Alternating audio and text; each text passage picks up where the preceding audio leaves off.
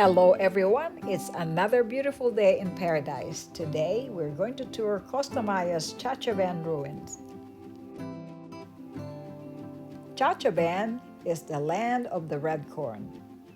Nature, archaeology, and over 3,000 years of Maya history are all around this area. For many years, Chacchoben remained silent as evidence of the greatness of the most brilliant civilization of the New World. Today, Chacchoben has become the most visited ruin site in Costa Maya. Our tour guide will give us a brief history and culture of the Mayan people.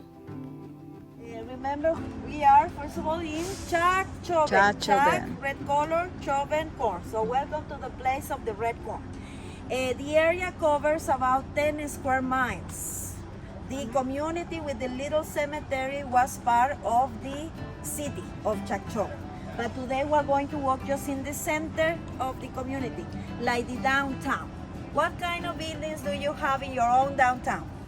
We're going to see the ceremonial buildings, we're going to see the residential compound, and some areas that they use for the administration. Okay? These buildings are aligned. Okay? Always the main buildings follow the track of the sun. So we are going to start with this little building that was also used for ceremonies once. Okay? And then we're going to get to the very big tall plaza, and then we're coming back. It's a circle. There's no way to lose yourself. If you get lost, probably you're going to be sacrificed. Here in this part of Mexico, we have two palm trees. One that has the circular fronds, that one over there, can you see it? That one is called guano palm tree. Is the one we use to make our thatch roofs. It's very lasting. They last more than 20 years, without hurricanes, of course. So it's kind of palm tree to make the thatch roof. And over here, you can see the huge palm trees, and you can see a big cluster. The coconuts are like this one. They don't grow bigger than this. So you cannot make a coco loco with this tiny coconut. Inside, the coconut have meat, jelly, is edible, but Maya people also used to get oil from those little coconuts. Not anymore, because you need a lot, like 100 coconuts for a liter of oil. So nowadays they use the big ones to get the oil from. But the big ones are not native from the Yucatan Peninsula. They were brought from the Caribbean islands. Okay, so this is the native coconut. Here we are. This was the little building on the map. You can see Little? It's not little. It's big. Yes.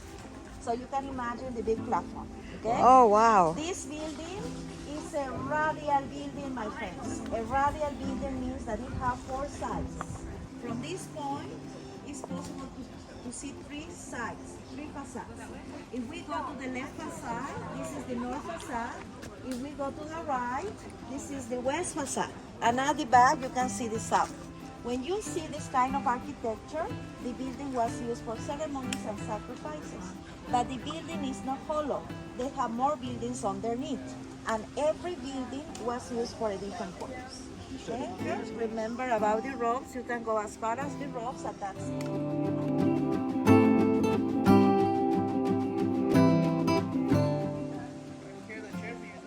I mentioned on the box that this area was discovered officially in the year 1972. Okay? It was discovered by an American archaeologist, Mr. Peter Harrison, coming from Tulane University from New Orleans. The thing that in 1970s, the government of Mexico wanted to make an inventory of the archaeological sites in the south part of the country. And they invited Tulane University to do so. Okay, so Mr. Harrison was the one who discovered officially this area. Probably the local people knew something was here, but nobody had an idea to make a report. Okay, and when Harrison arrived to this area, everything looks like the vegetation over there. It was a very thick vegetation. Okay, even here where you're standing, the vegetation was like that. And the building that you can see here was like the one we have on the right-hand side. You can see the mount. Oh, right there, yes. Huge mound. Waiting to be excavated. Okay? Oh, wow. So it's amazing, right? So Exactly. When the archaeologists arrive, the first thing they need to do is go to the top of the mound and make a hole, looking for the flat stone, like the bricks. If they found a brick, yoo-hoo, they found a Mayan building. So they come back to the ground, and here in the bottom part, they make another hole, but now horizontal. So they go vertical and horizontal, looking for the flat stone. Then they start clearing to the right, to the left, to the top, until they uncover the building completely. Okay? But this building represents a second layer of construction. It was covered with another one, but that one is so deteriorated that was impossible to make any kind of restoration. So this is a second building, and inside this building we have two more. Okay? So let me explain you how this works. If you use your imagination, I will put my hand here, and you can still see the big mound covered by the trees. Inside this, we have a building, and inside this building, we have two more, something like that. Okay? So Maya people always overlapping layers and layers of construction because two reasons. The first reason, population. When the population of the city was growing, instead of building a new building, they recycle. They use a small building as a foundation to build the next layer of construction. So that means that they fill the empty space of the rooms with normal rocks to have a solid foundation to build the next layer. They don't use the first one anymore, just the one on the top. Okay? The second reason is power. They change power. Next kings will be overlapping layers and layers. Okay? So when the archaeologists go inside, they need to know how many layers are. You can take a look to the upper part. There's an eye, and here another eye. So those rooms belong to the second building. As I mentioned, three facades of this building look similar, but the other one is completely different. The ramestone and flat stone. Ramestone were used as the foundation of the building, just in the interior. The flat stone were used as part of the decoration, just in the outside. But after this, everything was plastered with a stucco, remember the material of the wood? And finally, most of the buildings were painted in red color. Why red? Well, the red color is the color of the blood. So for the Maya, it represents life. So to try to give the buildings life, most of them were painted using the red color. This is a hypothetical reconstruction of a very big community, Palenque in Chiapas. So you can see the splendor of a big Maya city. Unfortunately, we're not going to see a lot of the red color today because you can see what happened with the decoration. Vegetation took over and they destroyed the last layer of construction. But when archaeologists go inside, they need to go very slowly because sometimes in a second building, they can find that decoration. Okay? I have a picture here that comes from another archaeological site that was offered to you on your ship, Cojulich. And in a second building, they discovered this mask made with a stucco with the original pigmentation. For the ancient Maya, that was the tree of life. It's called ceiba in Spanish, in Maya, yache, that means the green bark, and in English, silk cotton tree. Sylvan, in heaven they have 13 levels for 13 lords. The trunk represents earth. They believe earth was standing on the back of a huge crocodile, and the roots represent the underworld. In the underworld, they have 9 levels for 9 different gods. So when a person dies, they need to go to the underworld to pass a purification process. And then Moan, a mythical girl, goes down to take the soul to go to heaven. Okay? But there were 2 ways to skip the underworld. First way, if you die in a human sacrifice. No. Second chance was for the ladies. The lady who dies delivering a child also have the option to go straight to heaven because they already have pain. So even the king and his family, they need to go to the underworld if they didn't die because of these 2 reasons. So the question is, do you want to go to heaven? Remember the paper I showed you? The paper comes from this one. The ficus tree is a parasite tree. They start like an air plant. They take a hose and will cover the hose completely until it kills it. So some people call it the lover tree. It's embracing another one. but some people call it the killer tree.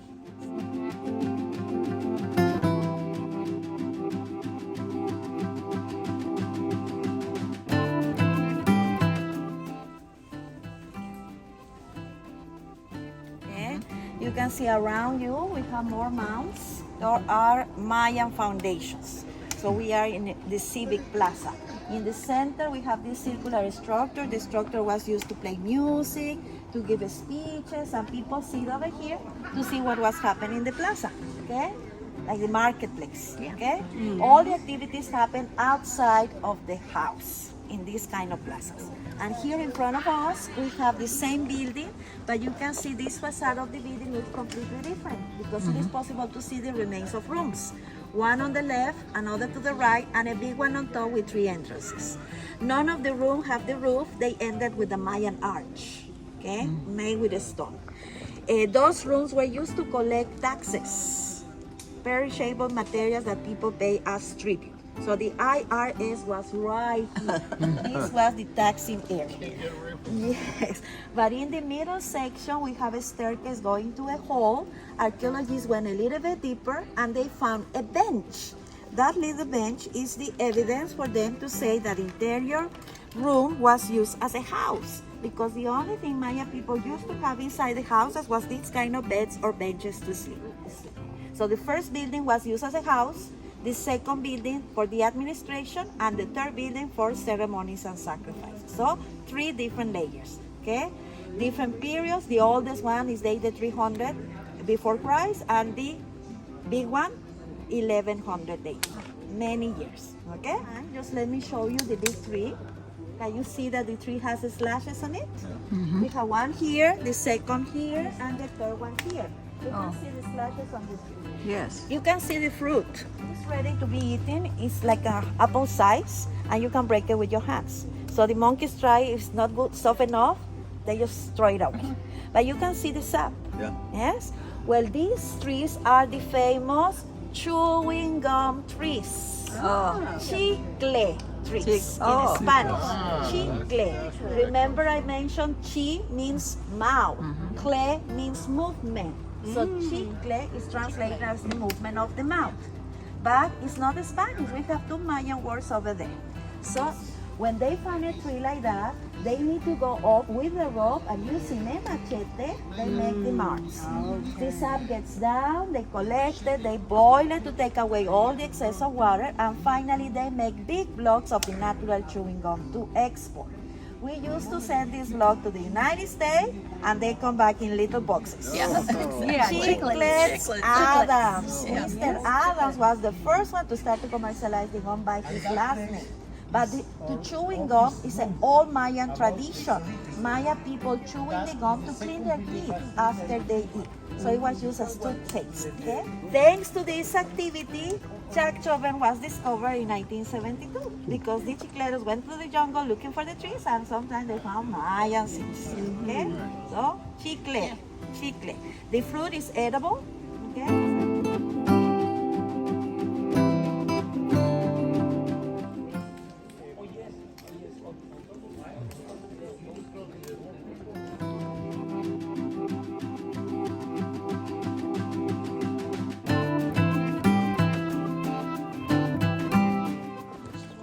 I'm digging this one out.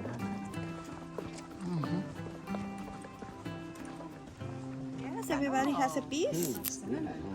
Yes, everybody has a piece. Yes. Oh, it is allspice. Those are the allspice trees. In this part of Mexico, we call it black pepper. Okay. Pimienta negra, black pepper. This is the one we have to grind it to have powder in your table. But also you can cook with the nut like that. And the leaf has a lot of novocaine. So if you chew in this, it can numb your tongue. Okay? So the Maya people use it when they have tooth problems. When they have a pain, they just chew it and numb all the So in the jungle, the Maya have everything they need. They have, talking about the construction, we have 3 lines. We have one line here that is untouched. The second line here, and the third one over there. These 2 make a big plaza. Remember, activities happen in the plazas. And these are the foundation of houses. Okay. So probably was a palace over there. Okay. Unfortunately, we're missing the upper rooms. Okay. But archaeologists have found a lot of stuff inside this foundation: pottery, ceramic, jade, obsidian, flintstone, and also bones. Remember, people was buried inside the house. So that's the way they know how the pure Maya look like. Ta-da! Remember, I'm Mayan descendant, so the people look like me, very small people, 4, 5 feet, slanted eyes, right? And take a look to this gentleman. He got what we call the eagle nose, a very big prominent nose. Oh, wow. Okay? And even the man has a big headdress. You can see like a cone head. Yes? Yeah. What about this one? Oh! Alien. Yeah. They made this deformation on a skull, on purpose. Right, I was going to say. Because yes. beauty and nobility. Mothers used to tie 2 pieces of wood in the head of the baby when the baby was born until 3 years old. Because in that period of the life, they say this brain is soft. So they can shake the skull just because beauty and nobility.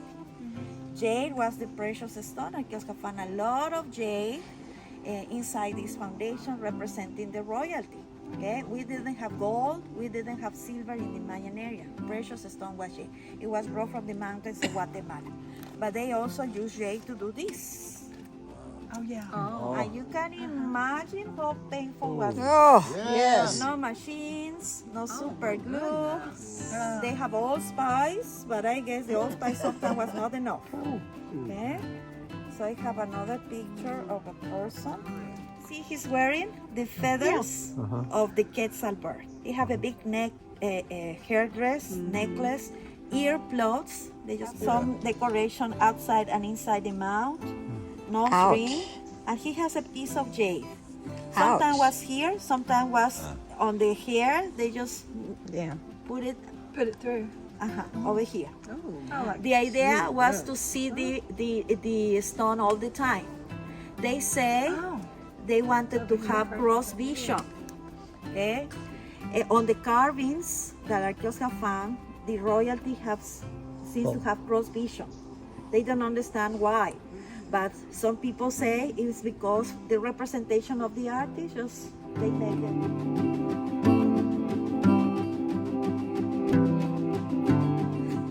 Yeah. Awesome how the buildings were found, right? Wow. Well, this is a big building. That a big building right there. It's 300 feet per side. So we're talking about 90,000 square feet that the Maya just filled to have this big foundation. We started from here, remember? This is the building we saw at the beginning. Now we are here. You can see the size. Okay? This is a huge platform, 300 feet per side, 90,000 square feet. Wow. On the top, remember there are 2 ways to go up. We have the Rocky Balboa way, 31 steps. And we have an easy way with just 14. Easy Your way. decision, this stone, my friends, was up there. Someone tried to loot it and it was broken here. Oh, Okay? And unfortunately, it was not possible for the archaeologists to find information from this. You can see perfectly a person carved on the stela and some information about the person. This was like to have Facebook in Maya times. Okay? You can see the picture and then the information: name, birthday, family, friends, and the main achievements. So all when they have guesses, they show these stelas to say, well, look at me. Okay? So this is a complete building. Unfortunately, here we're missing the upper room again, but a complete ceremonial building looked like this one. The room was used for the king to watch the ceremony, okay? And in front of the room, they used to have the altar. So that person was placed over there in such a way that part of the chest of the ribs were exposed. And shaman, with just one step, need to take the heart. oh, My heart is still here, I guess, okay? But the cut was below the ribs. They just ripped the heart and after they burn it. It sounds awful, rude, but everything was about religion. So people actually volunteered to be part of a human sacrifice. Remember, if you die in a sacrifice, you go straight to heaven. Okay? So sacrifices always happen here. And you can see these steles. This building is not here. This one is in Tikal, Guatemala. This is the tallest building ever in the Mayan area. It's 210 feet tall. The platform here is about 45 and the tallest building 50. So more or less 100. It's raining. Look, people are coming from that end. A lot of tourists here. Climbing. It's slippery, so you really have to be careful. Oh, wow. This is the view from the top, and it's simply amazing. The earliest human settlements in this area of Chacchoben are suggested to be 1000 BC. Though evidence point only to 200 BC, the evidence collected during the excavation suggests that the site was abandoned and reoccupied a few times, with significant dates being 360 AD and 700 AD. The site seems to have been abandoned around 1000 AD. We hope you enjoyed touring Costa Maya's Chacchoben ruins. If you'd like to see more of our travel video, click the thumbs up and the subscribe button below. Until next time, we wish you many happy trails with your family. Thank you.